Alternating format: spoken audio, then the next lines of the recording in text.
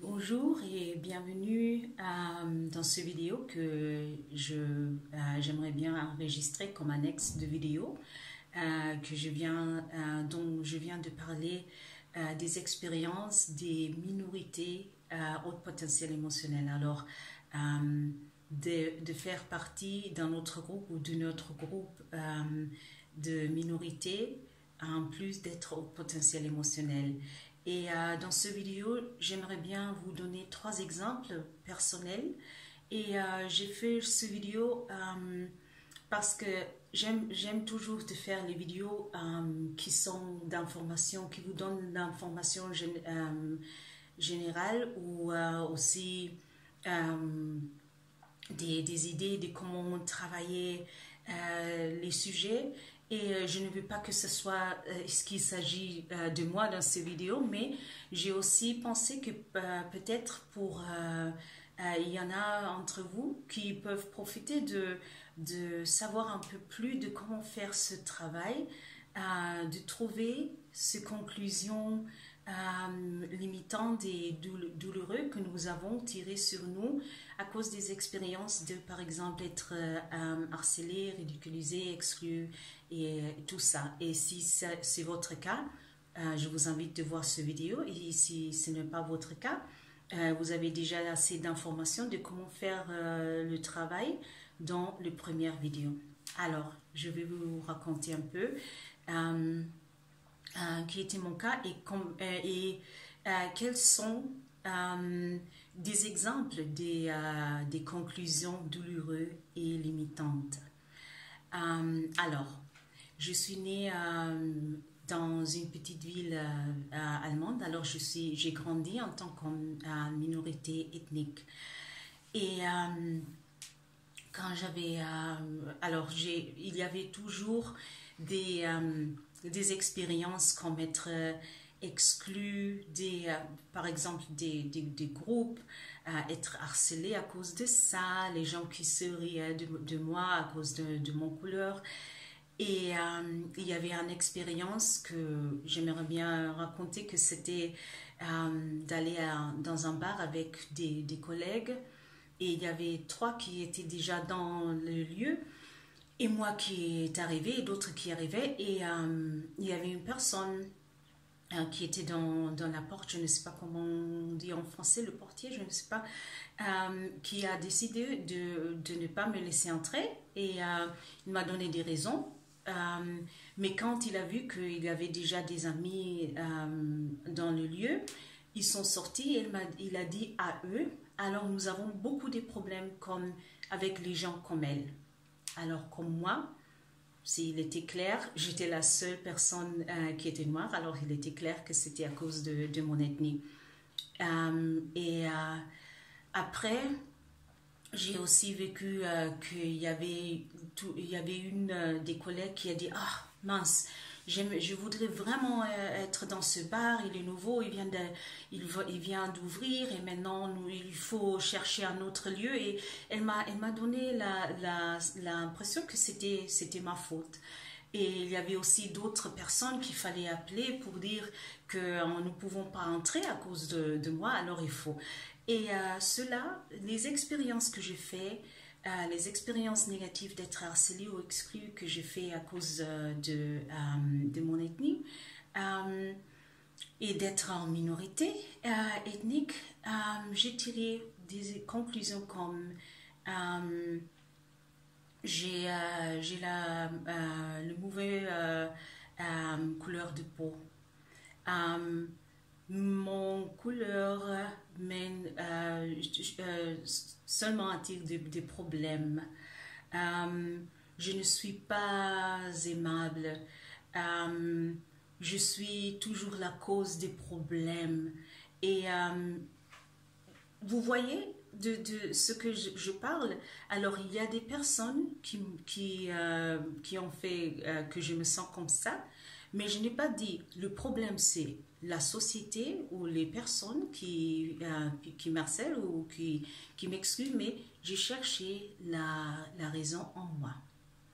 Alors, cela par exemple, il est très important de vraiment voir ces expériences quelle conclusion avez-vous tiré sur vous-même à cause de ça?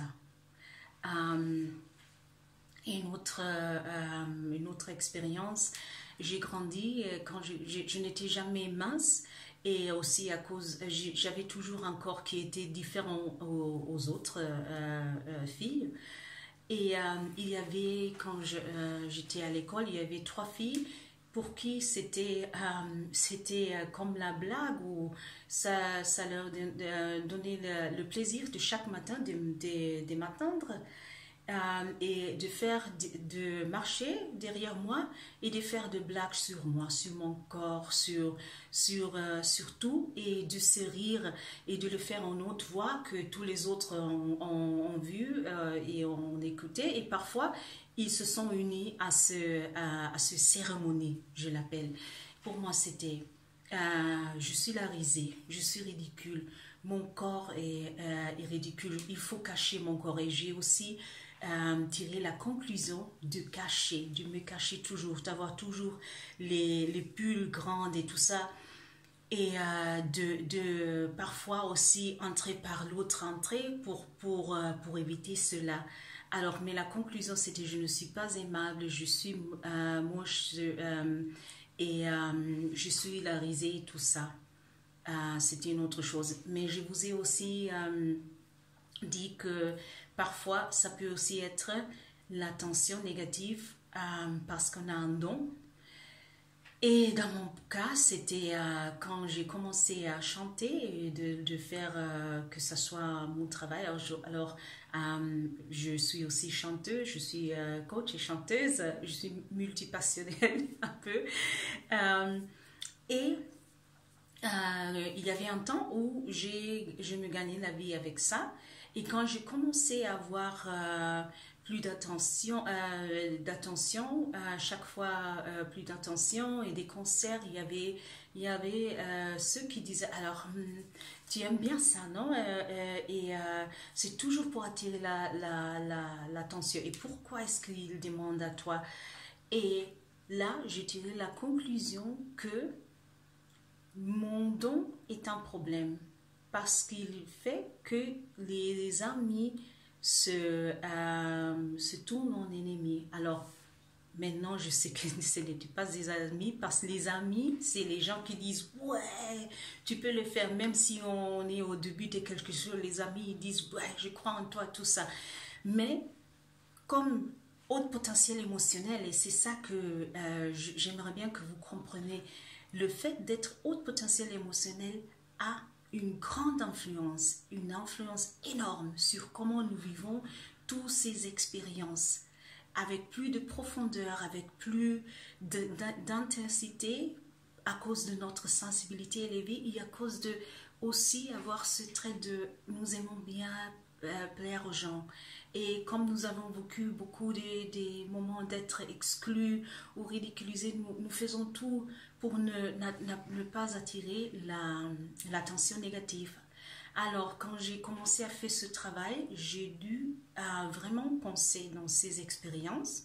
Alors, c'est plusieurs expériences et des conclusions limitantes et douloureuses que j'ai tirées qui ont aussi pris la siège de chauffeur et qui ont aussi influé mes décisions. La décision de parfois faire du sabotage sur moi-même dans un concert pour que les gens disent « Ah, elle n'est pas parfaite », pour n'aller pas à certains endroits, pour ne pas avoir le problème de peut-être ne pas entrer dans un lieu. Imaginez-vous, autrefois, je n'entre pas, ou parfois aussi d'avoir peur de faire mon carnet de conduite en pensant si je fais une erreur, ça sera que les gens voient mon pot et disent ah oui, c'est les gens, c'est ça, ces gens qui...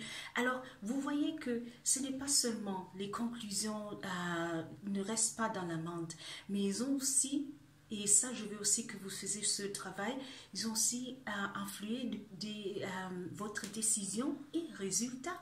Si vous vous cachez pour n'attirer pas cette attention, si vous ne faites pas quelque chose que vous aimeriez bien faire pour ne pas être harcelé ou exclu. Vous n'êtes pas en train de vivre la vie que vous voulez vivre. Alors, c'est pour ça qu'il est important de faire ce travail, de vraiment chercher, d'être un peu un détective, un scientifique qui cherche les racines pour arracher la mauvaise herbe, pour pouvoir cultiver le jardin que vous méritez, le jardin de votre vie. Je vais parler de ce jardin dans un autre moment, mais il était important pour moi de vous donner 3 exemples des expériences, des conclusions que j'ai tirées, conclusions douloureuses et limitantes, et comment ils ont aussi influé mon comportement et mes résultats. Alors, j'espère que ce vidéo extra vous aidera de faire ce travail et j'espère de vous revoir dans le prochain vidéo. Merci beaucoup.